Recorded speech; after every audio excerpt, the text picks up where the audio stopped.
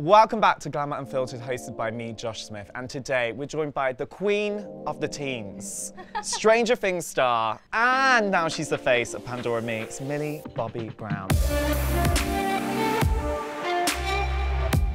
How are you? I'm good, how are you? Good! Well, you are a queen, back in your homelands, babes. Yes. And we're here to launch Pandora Me, which you've collaborated on, which amazingly also touched on the themes of self-discovery, self-expression. And I just wanted to know, how do you express your internal self through fashion and jewellery, would you say? I like keeping it simple and classy. Feels elegant and feminine, but I also do kind of like that tomboyish vibe. So for me, I do like these cool, like kind of boyish, and I don't know, it feels kind of masculine, even though it's like a feminine vibe with the charms. Anything comfy is my style. Like I'm down. Even today I was like, these look like pajamas, I'm gonna wear it. Yeah. So I'm really into anything comfy. And do you use it to say something about what's going on in your inner self as well? I'm kind of, if I would describe myself, like I'm a cozy person. I like to stay warm. I like to keep everything kind of internal, like everything. I have like a close knit of friends, a close family, everything. Like I like to be in my house. I like to be in my room watching stuff. Like it sounds like I'm like a hermit. Like it sounds like I'm like never go outside. I love the outside, but I really like to be cozy and warm, and that's kind of how I would describe at least my nature. Is I try to be as warm as possible and as welcoming. And so yeah, I think that's kind of like when I'm wearing fluffy clothes, people want to cuddle. Yeah, they do. Yeah. Because this collection is about self-expression, what is your, and self-identity, what has your own journey been like towards discovering yourself, would you say? I mean, it's constantly evolving with me. You know, starting out in this industry, I started off with so many views that I wouldn't, I guess, agree with now. And I think it's more like with the education that I've been given, like I can really learn more things about who I am as a person, what's going on in society today. And it's definitely shaped me differently. And I feel like, yeah, I don't know, the more you read, the more you learn about, has made me grow differently and made me perceive things differently, I guess. I mean, we're all still growing. Yeah. The growth never stops. Growth never stops, unfortunately. Yeah, unfortunately. For me, like, as much as I change, I'm constantly myself in my way. Like, I don't know, I couldn't really pinpoint one thing I'm consistent at, but I would say I'm always myself, and that's what keeps me consistent. What would you say has been like the biggest moment that shaped you as a person on that journey of self-discovery, would you say? Well, I'd say a few years ago, I met a young girl, her name was Olivia LaRusso, and she had been diagnosed with cancer, and I got friends with her for a while, and we then became best friends, and we spoke every day.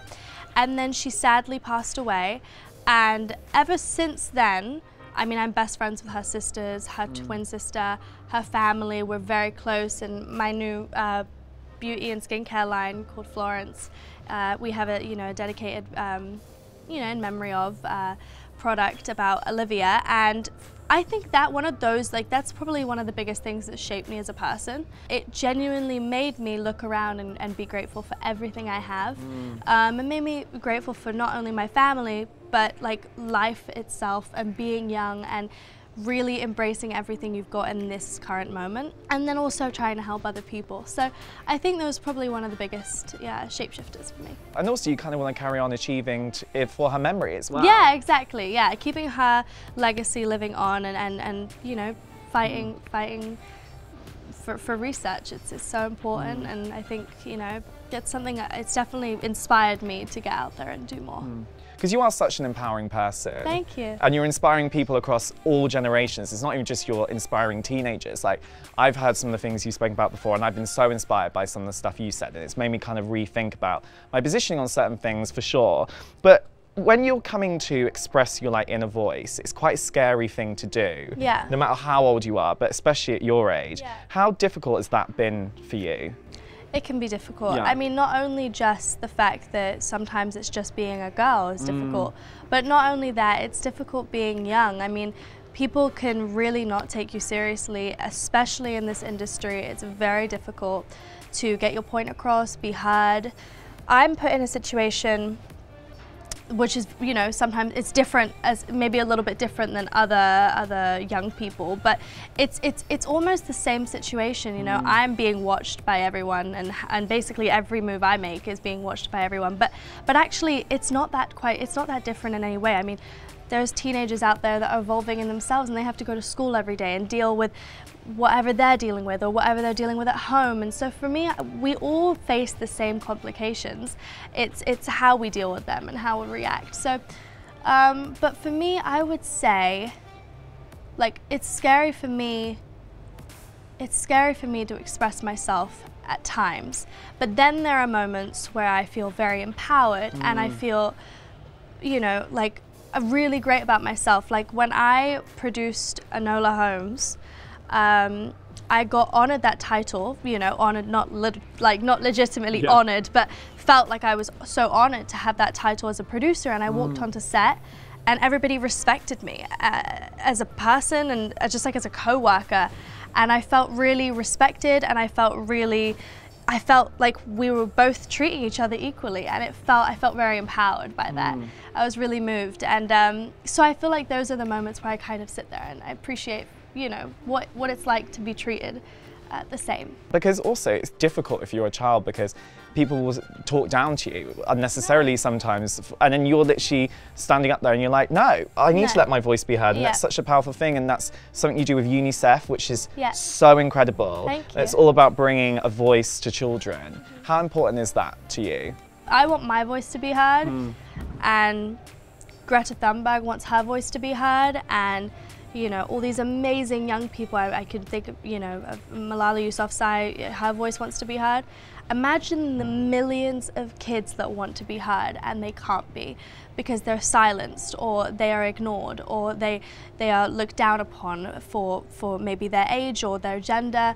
Whatever their circumstance is, I like that UNICEF gives them a voice, lets them have a seat at the table, lets them talk about what they're passionate about. It's so important to have these voices, because ultimately it will change the world, and ultimately world leaders will have to listen. We are the next generation. It's going to be us, and we're going to be having to fix the problems that you have created or you haven't helped fix. Ultimately, UNICEF gives a voice to young people, and I think it's so important. Because sitting here right now, what would you say is the most pressing issue for you and the younger generation today? I mean, it's where do you really want to start? You know, it's like you can go with the fact that every young person, including girls mostly, deserve to have an education. The fact that social media is still allowing bullies, it's like, how is this still happening?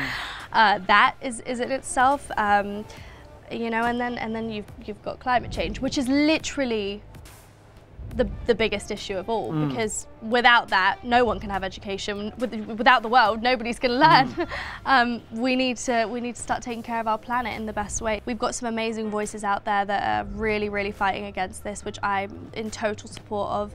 But those, I mean, probably the biggest pressing matter right now is definitely climate change. It's also so hard because there's so many big issues going on right now that we all need to fight, and sometimes it can get very overwhelming as well, because you're like, what do I actually stand up for next? But how do I fit into this, you know? For me, like, I support many causes that are going on, you know. I support protests that are going on, or you know, something that's, you know, amazing communities and things like that. I support them, but there are things that I will stand up and fight for. And for me, I think everyone that's treated equally in any situation or format, school, workplace, that is what we need to fight for. You know, it's for that, because that literally affects me. I can't watch someone being spoke down to, you know, no matter who they are. If they're a 2-year-old, like I said, if they're 70, you know, I don't care. We should all be treated the same way, no matter who we are as people. So that's probably something that it enrages me. So I try to stay calm about it. But yeah, no, I feel like there are some pressing matters that I feel really passionate about, but nothing that I won't fight for. Also, I think when you're enraged about something, it gives you a power. Yeah. And it gives you like, yes. Well, and you hear it, like, so I was just watching Greta Thunberg's speech the other day, and you hear the passion and the drive that she has in her voice, and it inspires you. It makes you think about everything. Yeah. She has this amazing tone to her, where you hear it in her voice that she's struggling to even, you know, think about what's going on to this world, and this is crazy. So you're surrounded by such an amazing community of people as well. Yeah. And you have so many amazing contacts who are feeding your growth, which is such an incredible thing. Yeah. What piece of advice is someone giving you that's really shaped you as a person? My mum, Yeah. just whatever happens will happen. Like, legitimately, if something's gonna happen, you've just got to let it happen. You've got to accept it and let it go. And I've used that in every part of my life, you know, if that's with a friend, if that's with, you know, my work, if that's with something that's going on with me as a person, whatever is happening to me, if I can't help and change it, if I can't, then I have to accept it and let it go. And that's something I've learned, which can be difficult, but ultimately it's good for your soul to just Oh my gosh, you let things go. Yeah, you do, you have to. Because sometimes you just have to do that for your own self-care. Yeah, yeah. It's just like a certain amount of toxic, it gets too much at some point, and you have to realize that every decision you make has to be good for you. And that's what I've learned for sure, which is young. Yeah, not for anyone else either. No, I mean, there are certain, like, I'm not a people pleaser, but I love to make sure everybody's happy. Yeah. And my mum says, ultimately, you can't make everyone happy, you know? So I feel like that, my mum gives some good advice. I mean, it's not original, but it's a good one. But it's a good one. She tells me a lot. Yeah, because also, while we're speaking about letting go of things and like negativity and things like that, when it comes to social media, it's the most amazing platform that we have today to mobilize people, but there's also a very negative element to it as well, with social media trolls and bullies and things like that. How do you switch off from that, and how do you separate yourself from negativity? I think I'm constantly switched off from social media. I mean, you know, there's a certain amount of love I have for social media, but I have realized that actually, like, what I post on social media is me. I don't ever want to post anything that doesn't feel like me. So until social media becomes a place that I think is acceptable, which is a positive place to spread love and light and funny memes and like genuine just love and appreciation for everyone. And when certain people are not allowed on social media, then name no names. I will then appreciate social media. But until that becomes a more positive place, less political, more fun, light-hearted. We need to appreciate that actually, like, the stuff that's going on in the world. We need to spread the message. It's very important to spread messages. Social media is a great place to do that, but it becomes so hateful and it becomes so violent and aggressive, and nobody needs that. No young person needs that in their life, especially on their phone, that they can just take anywhere they want. So I don't know. I love social media. I love my fans and I love posting funny things, but until it changes a little, that's when I'll appreciate it. And sometimes we just need a bit of escapism, babe, don't we? Yeah. Just like, let's get the funny memes on. Let's just get, I love the relatable memes, like the ones I just see them and I just love it. It makes me so happy. I mean, I'm all about it. Yeah. And now, as if you haven't got enough on your plate, producer, actress, now you're a beauty mogul. I mean, honey, take a day off. Yeah, no, I am, trust me. No, I love it. I love every second of it. It's so fun. Everything I'm doing is because I want to do it. You know, that's what I love. I'm in total control of everything that I'm doing, and I have the best family to support me through that and the best team to support me through that. 3 years ago, I was like, I want to make beauty and skincare for people that, first of all, can't afford the bougie, you know, products that you put on your face, and second of all, things that are good for you, like actually good for you, tested, and that makes you feel good about yourself. You're not like piling a bunch of makeup on your face that you don't need to. You're already beautiful, and that's what I wanted to make. You know, I was like, you need to look beautiful. You need to look beautiful. You need to put foundation on, blah, blah, blah. I don't want to do that. Like, that was not what I was about. That was what I was about. It was just basically adding to the beauty you already have. It's scary to go into new spaces because you never know how people are going to react, or if they're going to find you, you know, if they're going to take you seriously. It's so difficult, but if you have passion, drive, and confidence, it will get you through it. What do you use to empower you in those moments when you doubt yourself? The tired nights where I just like finish at 5 a.m. at work and go straight on a plane to go to this place, like those are the things that I appreciate, and I say, you know what, I deserve this. I deserve to go and meet these people, and I deserve to go and talk to my fans, and I deserve to go and on a vacation. Like those things you have to look in the mirror and say, you know, like you, I'm sure, or somebody even my age that have just done exams, they deserve a week to chill out. Like these people, we need to like appreciate that rest and sleep and all that good stuff is really, really, really important, especially as a teenager. It's the most forming, it's your most forming years. Oh my God, yeah, because self-care is not selfish. No, it's not, thank you. And that's what people need to realise. That's on my beauty and skincare. It's like, self-care is not selfish. Yes, deliver that message. Yes. What would you say to the people out there who watch this? And we've discussed loads of different things about confidence, overcoming confidence, discovering yourself. And if someone's like doubting themselves and who they are as a person, what kind of like rallying call message would you want to give to them? I mean, listen to Lizzo. Yes! Right. I love that! It's so true! Listen to Lizzo, because she just empowers me immediately. I'm like, wow! Wow! Look at me! Yeah. Like, I'm in my room, I love it.